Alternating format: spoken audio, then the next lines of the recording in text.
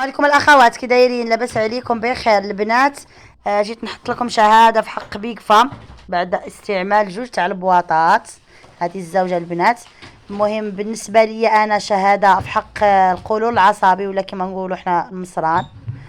كانت عندي لا كونستيباسيون في المصران، وغير واحد السيمانه ما كملش سيمانه، واحد 5 ايام ولا، والحمد لله اللهم لك الحمد.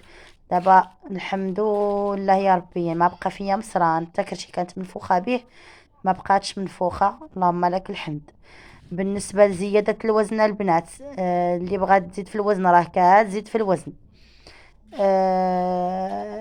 عندي عاود واحد الشهاده في حقه على قبل الضفار، اللي عندها الضفار رقاق، اللي عندها الشعر يطيح، راه كتغلظ الضفار. هذه شهادة تاع بنتي اللي كتستعملها، كتاخد 2 حبات في الصباح في 12 في الليل مور الماكلة بربع ساعة. الحمد لله زادت شوية في الوزن، وحتى ضفارها ما بقاوش كيتهرسوا لها كي كانوا.